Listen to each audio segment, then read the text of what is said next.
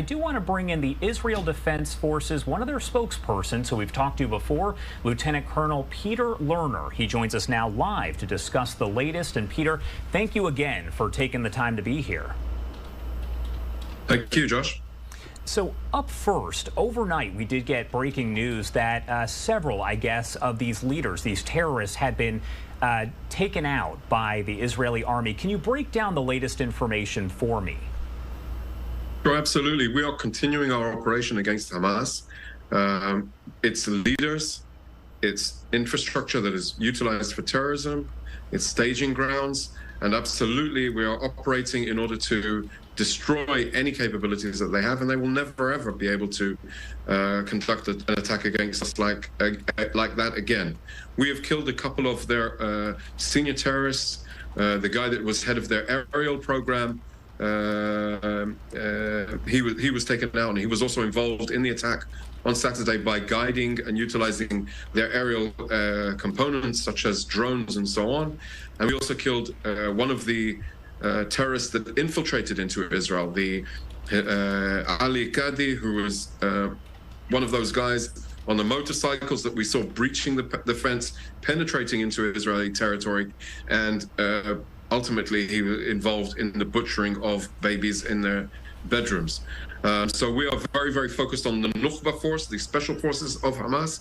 We're very focused on their special capabilities. So we took out, the way they've built their forces, they don't care about the civilians in Gaza. What they do is that we targeted drones with explosives on that were positioned on rooftops of houses, and we targeted them. They don't care who's in the house. That's precisely the reason why they put them there, in order to try and defend their activities and their terrorist assets. So we are very, very focused. We're moving forward. We're escalating our activities. We've called on all of the people in the northern Gaza Strip to go to the south beyond Wadi Gaza, which will effectively, once people move, will give us more room to operate against Hamas and its infrastructure, which has become basically the town of Gaza City has become a fortress and a forward operating base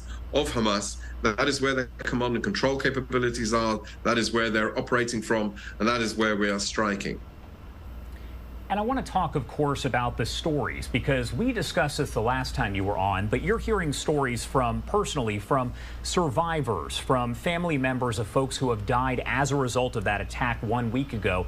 Tell me what it's like to hear those stories and really how it impacts you, because there are so many people there that are on the front lines working, and you're hearing these stories and unfortunately seeing things that only certain people have ever seen.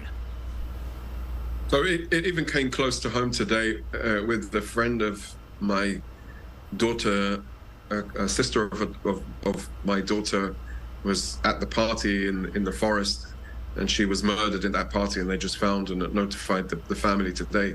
So it came very close to home today, and it touches almost all of Israeli society. This attack is with 1,300 victims of brutality against people in their homes. It touches everybody. You cannot remain passive or to the stories, and indeed the individual stories. And there are families that have been torn to pieces, of course. So it's heart-wrenching. We are watching in shock and hearing how people bravely escaped, hearing how the soldiers bravely engaged, sometimes just with their bare hands, but definitely moving forward. We are embracing the families, we are empowering them, and we are trying to restore. There are still, to this time, people unaccounted for.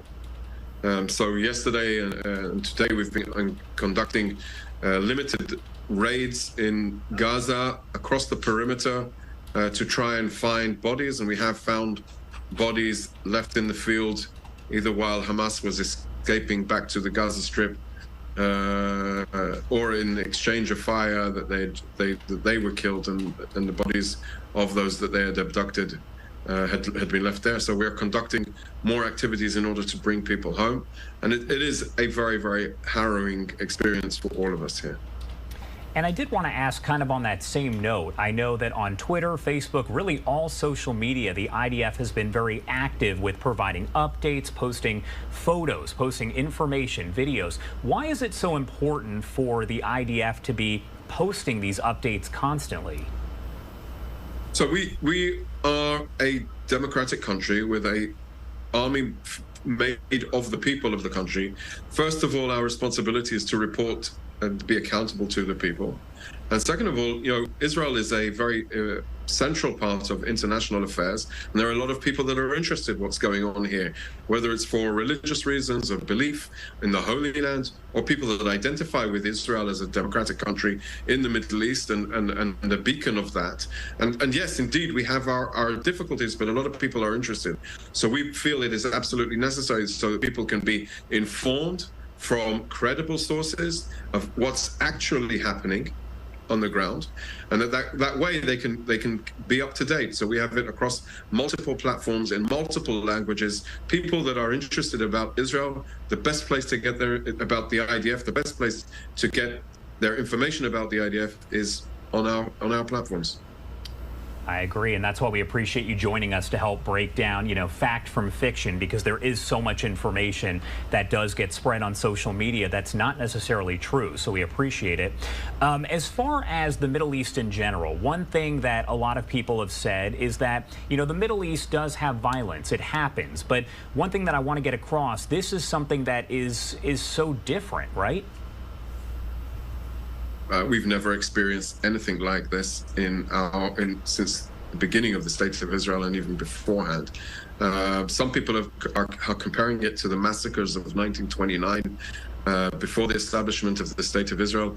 But even then, the magnitude and the amount of attack, the way the attack was coordinated, extensive, in military style execution of these gangs of Hamas, this terrorist army, unprecedented. That's what sets it apart, and I think that is why it's so shocking to everybody around the world. Every decent nation is looking at Israel and saying, "Oh my God, I could be next." And I know I asked you this last time, but the big question also is, how does something like this happen? And I would imagine that is going to be investigated to figure out how this happened in the first place, right? Absolutely. There will be a time to investigate how it happened. Clearly, there are failures on issues of intelligence. Clearly, there are failures on issue of the barrier itself. Why did it not withhold the penetration? And clearly, there are failures of the forces of the last line of defense of the forces themselves that were supposed to be there to defend and protect the communities. How many forces were on duty? Was it in relation to the threat assessment? All of these questions are going to have to be asked once the conflict is over, once we defeated Hamas, and then we will be able to do our own soul searching as the IDF, because we have this huge sense of failure to the people, and we did not live up to our responsibility. And we know, of course, we brought this as breaking news yesterday, as that 24-hour notice was essentially put into effect, saying, this 1.1 million people there need to evacuate Gaza. Has that, at this point, happened? And what was the reasoning behind that, if you could break it down for folks who heard it but don't necessarily know exactly why it was done? So the IDF is a professional military. When we are calling for people to evacuate the situation, the location, the area of the northern Gaza Strip, it's in order to differentiate between Hamas and non-combatants. This terrorist organization needs to pay a price. People who are not involved do not need to pay a price. So we're essentially telling them evacuate this area because we plan on striking Hamas, because that is where they're operating. This is part of our military doctrine. It is in accordance to the laws of armed conflict. We are abiding by those. We operate by those as a professional military. That is our responsibility. And so, yes, we are telling people to evacuate.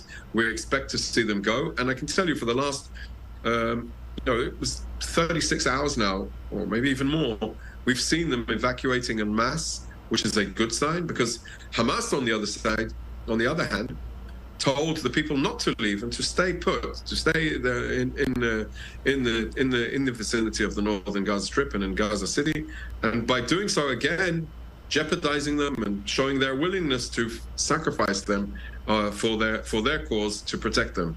The most interesting question is, where are all of the Hamas leaders? Where are they hiding out? I would guess that they're probably underground, keeping well away from the strikes as much as they can. But we will take them out, and we will seek them out and destroy them and their capabilities. So when we look at this, what we're trying to do is differentiate the terrorists from non-combatants on one hand, but definitely give those civilians the ability to get out of the combat zone so that we can conduct our operations. All right. Lieutenant Colonel Peter Lerner, thank you so much again for taking the time to join us here. Is there anything else you want to add before I let you go? No, thank you for letting us speak, and I look forward to speaking to you tomorrow.